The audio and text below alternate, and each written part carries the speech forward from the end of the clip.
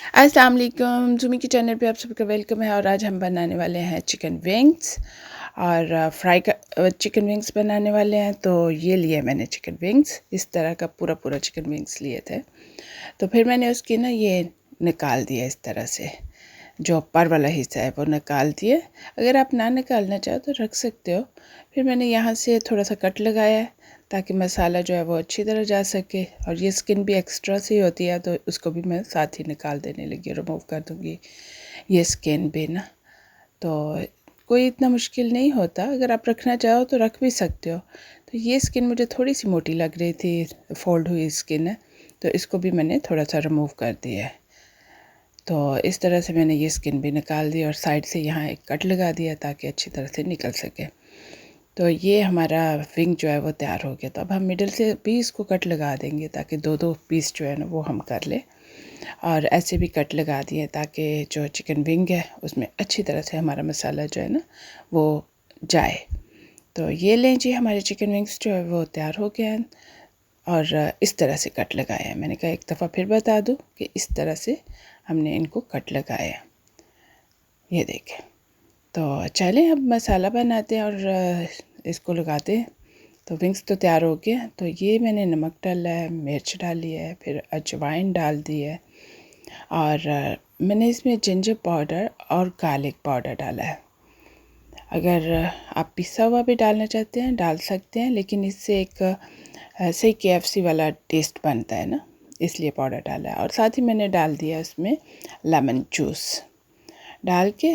तो इसको मैंने अच्छी तरह से हाथ से मिक्स कर लेना है। कोई मैंने इसमें ऑयल नहीं डाला, इसलिए ऑयल से ज़रा यहाँ परहेज़ करें। तो ये देखें, अब अच्छी तरह से मैंने मिक्स करके ना इसको हाथ की मदद से, ताकि अच्छी तरह ऊपर नीचे इसको लग जाए। तो मैंने मिक्स कर दिया। ये देखें तैयार हो गया। तो अब इसको ढक के रख देंगे साइड पे। तो चलें दूसरे कोटिंग की तैयारी करते हैं। तो यहाँ मैंने लिया है 1 कप मैदा। और फिर मैंने लिया है इसमें 1 टेबलस्पून कॉर्न स्टार्च। और फिर ginger powder, garlic powder, paper लिया है। और मैंने डाला है इसमें चिली पाउडर। एक्स्ट्रा स्पाइस के लिए ना मैंने इसमें थोड़ा सा चिली पाउडर डाला है। अगर आपको ज़्यादा स्पाइसी नहीं खाने तो आप ना डालें। तो ये चीज़ सारी चीज़ें जो है ना मैंने इसमें डाल दी हैं। अब हम इसको डाल के अच्छी तरह से ना मिक्स कर लेंगे। अगर आपको वीडियो अच्छी लगी तो चैनल को लाइक, सब्सक्राइब और शेयर ज़रूर कीजिएगा। और कमेंट्स बॉक्स में कमेंट्स भी ज़रूर दीजिएगा। तो ये हमने इस तरह मिक्स कर लेना है। और यहाँ मैंने थोड़ी सी फिर चिली पाउडर डाला है एक्स्ट्रा स्पाइस के लिए ना। तो मिक्स करके इसमें से मैंने 2 टेबलस्पून भर के ना एक अलहदा प्याली में निकाल लिए हैं। उसी में से, जिसमें से हमने रेडी किया हुआ है, उसी में से मैंने 2 भर के अलहदा निकाल लिए।